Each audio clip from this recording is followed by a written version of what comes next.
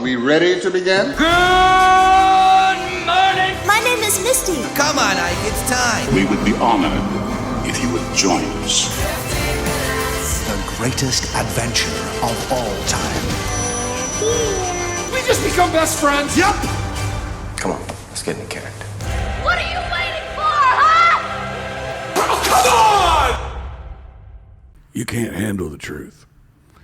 Good morning, Misty Dawn.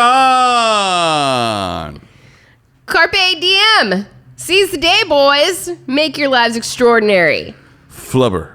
Oh, Captain, my Captain. Oh, you're still going? Sorry, I didn't mean to interrupt. That's it. That's what I got. Yeah. Anybody know where that stuff's from? I think some people probably do. Especially girls in my age. Yeah. They definitely know Oh, Captain, my Captain. Oh, Captain, my Captain. It's still one of my favorite movies to this day, and I will still watch it about 3 times a year. So obviously we're talking about Robin Williams. Batman and Robin Williams. Batman and Robin Williams. Yeah. We'll squeeze Batman in here somewhere. And Robin. Well, you know what's funny? Speaking of Batman, yeah. You know he was up to play the Riddler in Batman Forever. That would have been so awesome. Yeah. Jim Carrey played it. I think Jim Carrey did a great job. I think Robin Williams would have done better. That's one that I'm like, I could have seen that. Yeah. Yeah. I think Robin Williams would have been a good Joker. He would have been a good Joker too. He would have been a funnier Joker. Yeah, We've yet to have like a funny Joker. Like a super haha funny clown Joker. Everybody's because the Joker's he's dark. He's funny in a dark way. Yeah. Like a very dark way. But in the movies, we shouldn't get too far off track on this. Yeah, but exactly. Yeah. I think Batman should just have a funny Joker sometime. Okay, fair. In my Batman, Joker's funny. All right. Cool. All right. All about Mr. Robin Williams. Yeah, it's his birthday. Happy birthday, Robin Williams. So yeah, we wanted to talk about some great stuff about Robin Williams.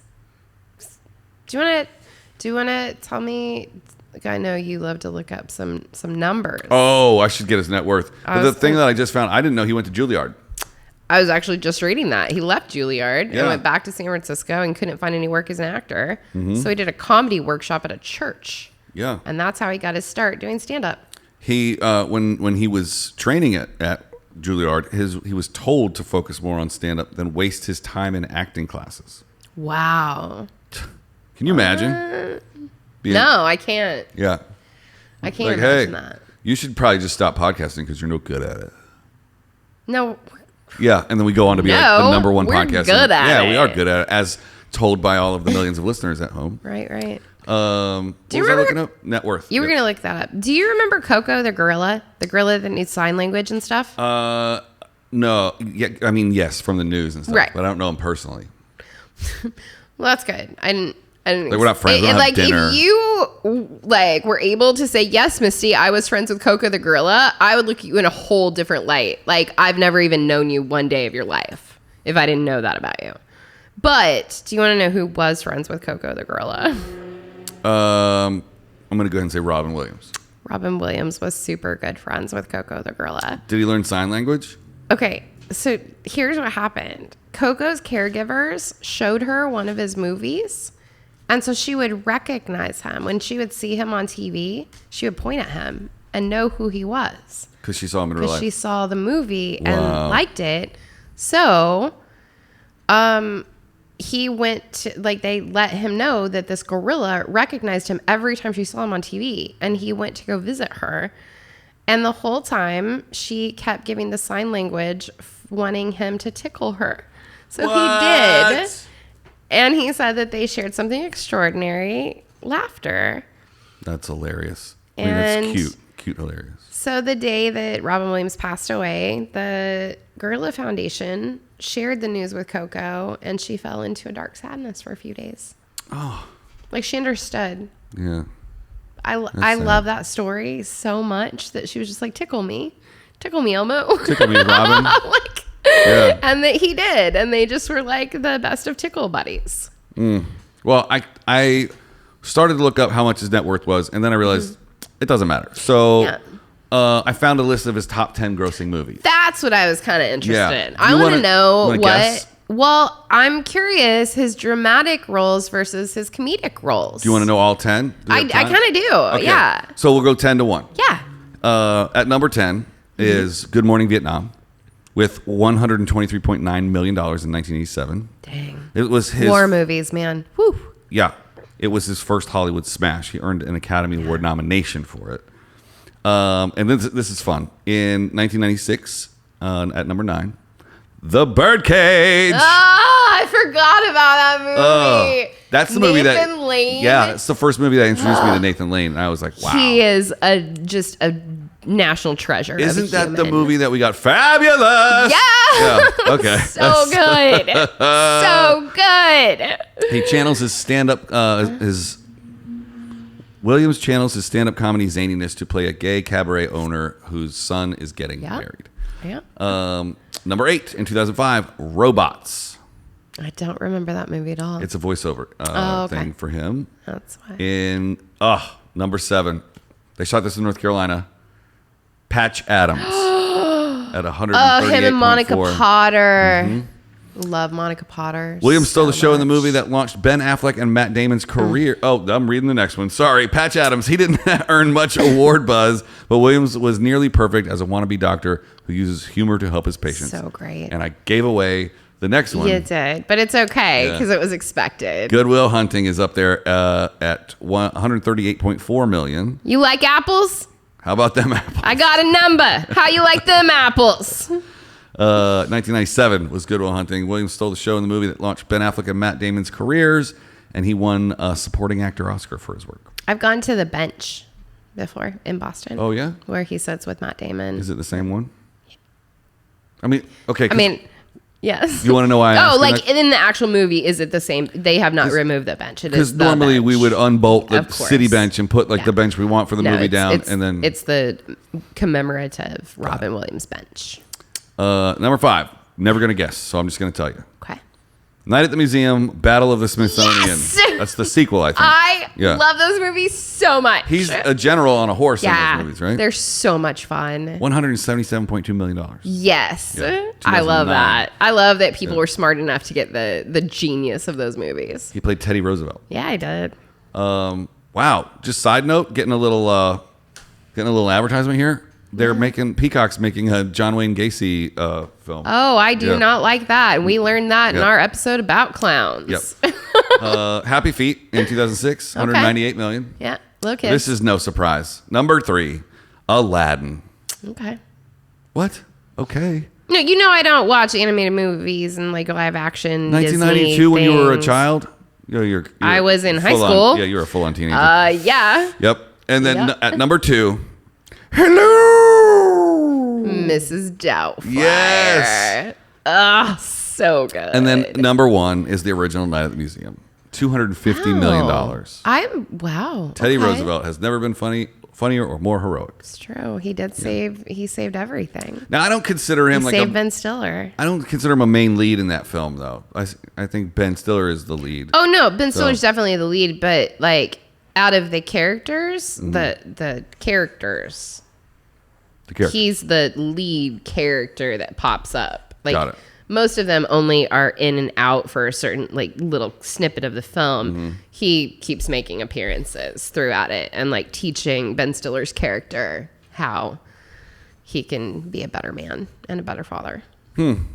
Yeah. I love those movies so much. I bought the trilogy pack on iTunes so I can have them all. There's 3 of them. Yeah. Oh, I might have to borrow that because I love those, and I love that one that has Nicolas Cage where they steal a Constitution, National Treasure.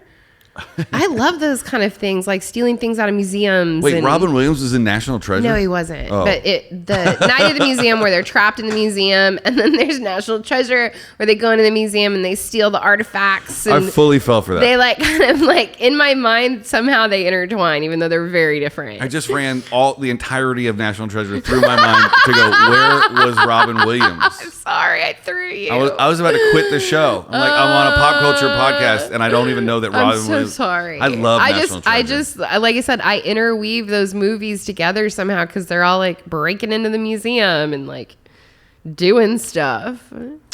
During his audition for the role of Mork in Mork and Mindy, Here's a picture. of it. Nanu. Famed producer So Gary cute. Marshall asked Williams to sit down for the interview, so Williams sat on his head. Marshall hired him almost immediately because he was the only alien who auditioned. That's so incredible. Nano. Nanu. You know, he wasn't the first choice to play Mork. He wasn't? No. So there was a different actor that was originally hired to play Mork because Mork and Mindy came from Happy Days. It was a spinoff of Happy Days. Oh, 100%. Yeah. Yeah. So, yeah, there was an episode of Happy Days called My Favorite Orkin, which introduced the alien character. And Mork and Mindy was like the worst script in the history of Happy Days. It was unreadable. It was so bad, said Anson Williams, who played one of Ron Howard's friends. So they hired some guy for Mork, a bad actor, a bad part. The actor quit, and producer Gary Marshall came to the set and says, "Does anyone know a funny Martian?" And someone knew Williams and recommended that he come in. And he did 4 seasons of Mork and Mindy. That's amazing. That's one of the shows I grew up on, but I Yeah, don't me remember too. it Yeah. at all. It's weird. Yeah, mine was Happy Days and Mork and Mindy. There were replays, though. Did you remember that he played Popeye? No. That's my phone in the other room. Okay. I was like, am I going crazy? Hearing the Harry Potter Or- song in your head. I thought it was X-Files. Oh, it does sound a little X-Files-y now that I hear it from a distance. That's the Harry Potter theme song. It's my ringer on my phone. Huh. And people get real excited in public. You know, my favorite Harry Potter was the one that Robin Williams was in. Robin Williams was never in Harry Potter. I almost got you. Robin Williams, Popeye, eats me spinach. Oh, I forgot about that. Yeah. Okay. Huh. Whoa. I don't know if I even want to say that. Okay. Oh, I have to now. Yeah. During his first marriage, Williams had an affair with a cocktail waitress who sued him for giving her herpes. Oh, my. I don't know that was something that the world needed to know, Internet. Yeah, I know. The incident leads credence to the mathematical formula tragedy plus time equals comedy. What do those two things have to do with each other? This is a bad article. I don't know. That's terrible. Just because she sued him for it doesn't mean it's true. It's yes, absolutely. It's a very curable situation for most very common and handsome people to have. Oh my God. Let's just move on. Okay. Move on. In 1998, he won his Oscar for Best Supporting Actor for Good Will Hunting. Mm-hmm. He went up to give his speech, and he left out the most important person in his life.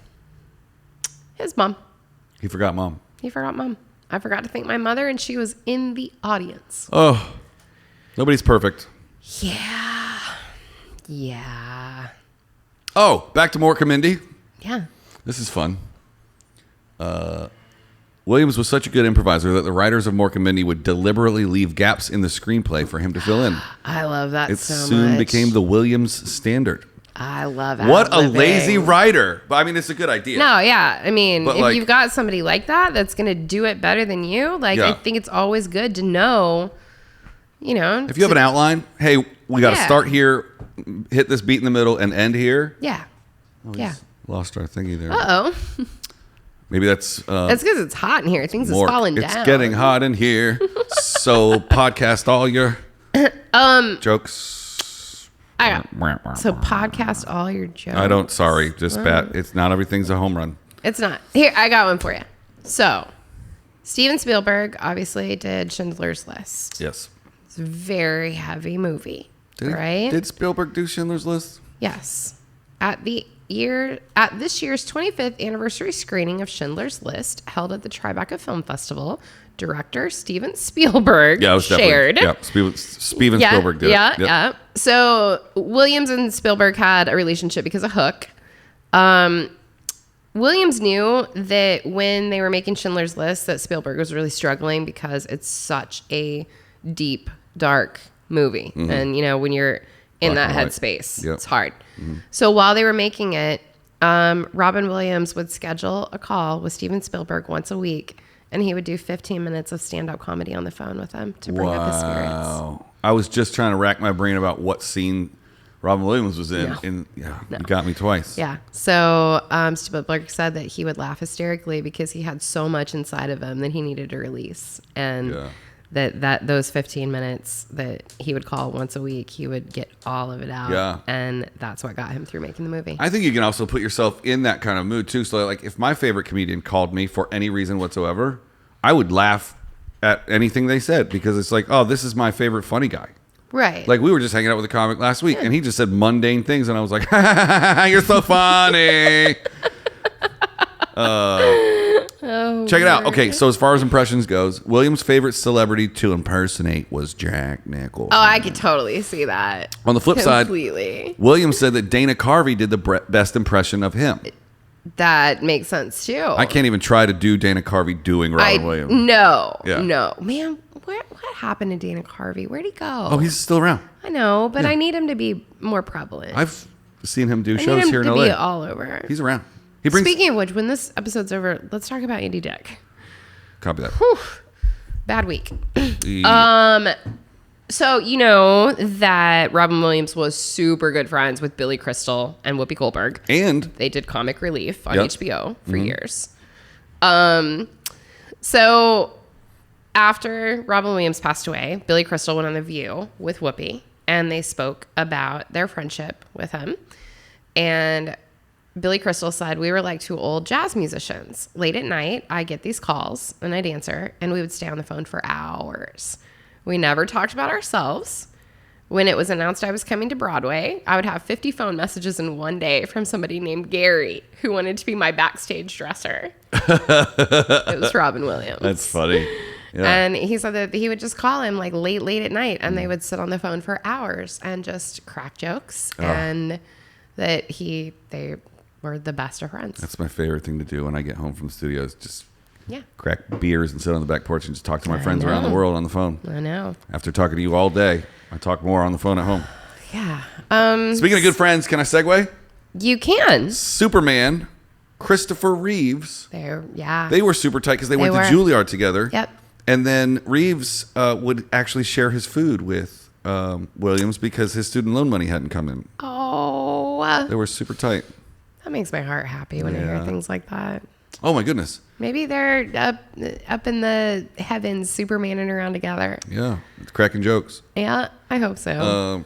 Yeah, let's end on a high note because we're over time. What's a good one? Well, I would tell you, if you haven't yet, anyone that hasn't, to watch Robin Williams Come Inside My Mind. Yes. It's beautiful, and I think it's the ultimate tribute to show what a tortured artist looks like on all ends of the spectrum. How you can be a very tortured artist and still be the absolute funniest, most engaging, wonderful human on the planet. Like he just played all ends of the spectrum. And I don't think that we will find too many people like that in the future that can just really nail it. And I watched that, and as much as I always knew that I loved Robin Williams, it gave me a whole different perspective in watching his films and to see them in a different light. And Yeah. I loved him even more. And I love him even more. Not loved. I love him even more. Like people like that you get to take people like that with you throughout your whole life. That's what the thingy looks like if Yep. you're on the IMD or on the watching with Yep. us. Well, folks, that was our very short Robin Williams. Robin. We could probably do a whole week on Robin if we wanted to. He's got such a fascinating. Can you do the nanu? I can't do it because my fingers don't move that that's way. Star Trek, isn't it? No, it's nanu. I thought the fingers was Star Trek. No, I think it's your two sets of fingers are supposed to go out and you go nanu. I think we might have to fact check that. Okay, am I wrong? Have I been doing it wrong my whole life? We're gonna find out. Send us a video of your best nanu. Oh my God! I hope that I've been I hope doing that it you're wrong. right. I hope that I'm not. I hope I've been doing it wrong my whole life. That would make it. He could have been making fun of Star Trek. I don't know. No, I think. So here's the thing. I can't do it can't because either. you're not supposed to be able to move these two sets of fingers separately. Well, they have to And then tape he people's would fingers go together. like this, nanu. I think. We'll find out right after this. Since it's not Friday. Nanu. Nanu, everybody.